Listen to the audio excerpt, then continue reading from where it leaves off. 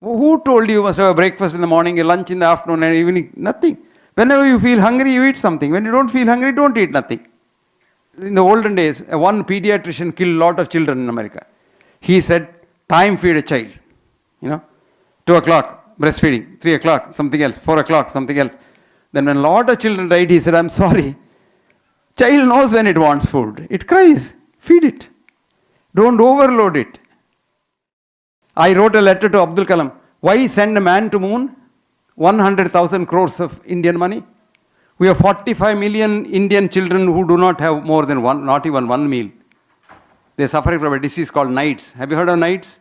You all heard of AIDS, right? Did you know AIDS and the HIV virus has nothing in it common? No? No. Other dentists, you think AIDS na? Very interesting. This is created for making money, to sell Zadovidine. Read this book as a dentist. Inventing the AIDS virus. Inventing the AIDS virus.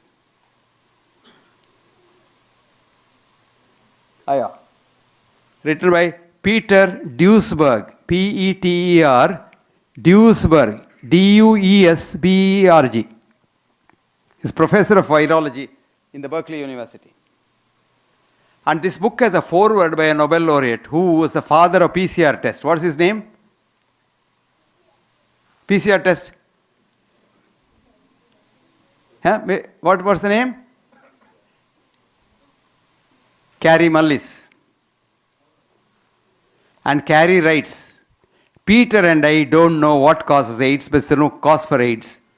But Peter and I know one thing for certain, which nobody can dispute because he is the best virologist in the world, having got the Genius of the Century award. And I am the father of the PCR test which identifies viruses. Nobody can dispute. And Peter and I do not think HIV virus has anything to do with AIDS. Full stop. Unquote. But you and I believe. See, this is what we are. You and I are made to believe in wrong things for the sake of what is called? Wall Street greed. Wall Street greed. But my happiness is I love that man Creek. Because I have been saying that modern medicine has oversold itself.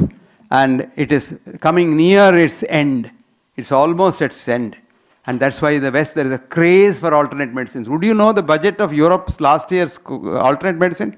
$70 billion. Is it music to the ears of Ayurveda people? $70 billion. There's so much a movement of Ayurveda today. 4 months ago I was in Germany for an Ayurvedic conference of Europe. Again in June they have invited me to London for another meeting.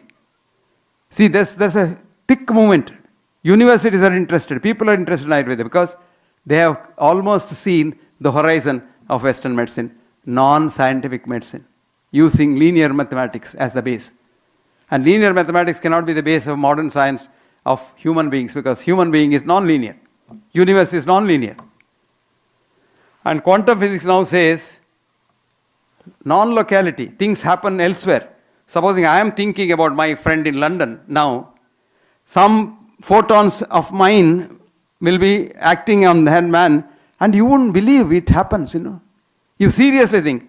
Yesterday I finished my thing. I reached my room at 7:55. I just opened my door, my phone rings. And this man says, you must have finished your meeting. You must have come back. I just wanted to say hello to you. Can you believe that? Honest to God. He's about 85-year-old man called Linus. He's such a nice man. He's my friend. And he has to call me wherever I am in the world twice a day. And he knows to call me when I am in my room. That's the interesting part of it. He exactly knows. This is called non-locality. And non-locality was condemned by Einstein. He said, oh, can't happen. Everything must happen here in my laboratory. Locality. Non-locality. What do you mean? Is God playing dice with the world? Einstein asked. Today he should be ashamed. Because today even we know what's called transportation, teleportation. You can convey an idea at a distance without any telephone wire, without any, cell phone and things like that. Experiments showed that you can evoke a potential in a brain of a yogi or a mystic. You can electrically evoke a potential and tell the yogi, transmit this potential to all your sishyas. And would you believe the potential gets transferred to the brains of all your sishyas? There's a yogi, professor of physics in Stanford University called William Teller. William Teller can convey his idea to any matter. He will keep a glass of water here and say, he'll concentrate on that and say, let this water have pH of 4.5, pH of 4.5, pH of 4.5. After some time you take that water, pH of 4.5. You drink it, it's water, but the pH is 4.5. You know the pH of this water? RO, reverse osmosis water, slightly acidic. Be careful when you drink it. So if you want to drink it, put little lime in it and drink it so that it becomes alkaline. So you don't know what's happening in this world. You and I are taken for a ride. So friends, with all this background knowledge, now let me tell you, lifestyle change is the only future for your health. Your health is in your hands. It's not in anyone's hands. It's not in doctor's hands, medicine's hands, no. You don't know when once you get a disease, what will happen to you. The greatest neurosurgeon, one of the best neurosurgeons in America, an Indian boy, youngster, very interesting boy. He gets cancer at a young age, lung cancer. Boy who married an American girl, they were planning to have a child and he gets a little cough and loses weight and then writes a book. Bookkude per endu mane? Good girl. Molu nalle mola. Parai. When breath becomes air. You must read that book. You will cry. He's the best boy, best neurosurgeon. And he is supposed to be the best, and 5 universities wanted him as professor. But he chooses his own university, Stanford, and joins there. His wife is an internist, and they join. And then they choose the best cancer specialist in America. Because Western says, just Google it, and they get the best cancer specialist. And this girl says, don't worry, your cancer has 3 treatments. 1, a tablet a day, 20 years life. If it fails, chemotherapy, 5 years of life. If it fails, radiation, surgery, another 5 years of life. So you have another 25 years of life, you can plan your family. Husband and wife plan for a child. And she becomes pregnant. Tablet fails, chemotherapy fails, cut the long story short, he dies. But before dying, he writes this book. This boy has done masters in English literature before going to the medical school in Yale, and he is a fantastic English, I tell you. This is a book worth its weight in gold. When breath becomes air. What a beautiful thing. When breath becomes air is a poem written by Walt Whitman. And the same poem's title he takes for the book.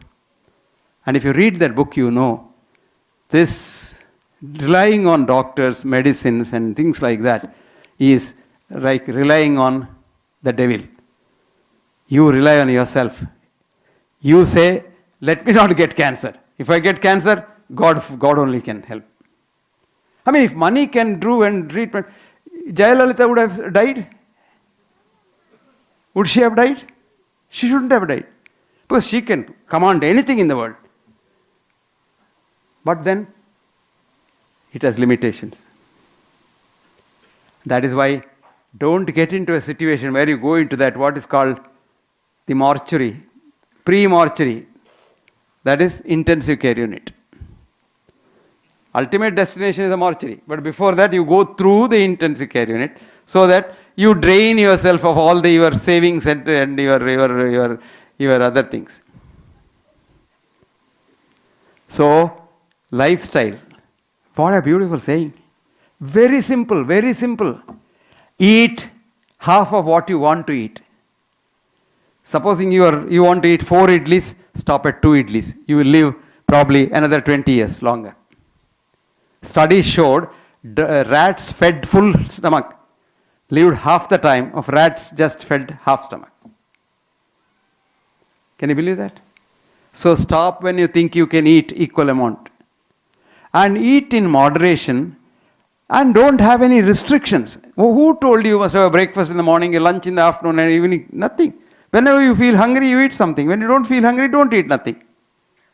So eating in the olden days, one pediatrician killed a lot of children in America. He said, time feed a child.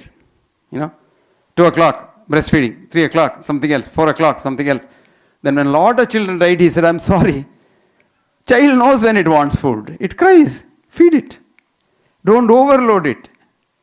There are even now Western aping Indian mothers who feed by the clock.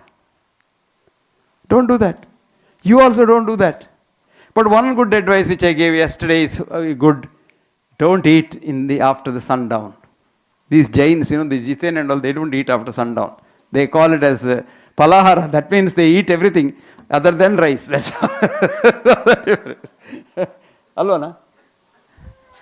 That's what happens. But anyway, we had a lot of good ideas. Don't eat. Number 2, help as many people as you can. Each time you help somebody, that fellow will not be grateful to you. Forget it. He'll be ungrateful to you. But you are benefiting yourself.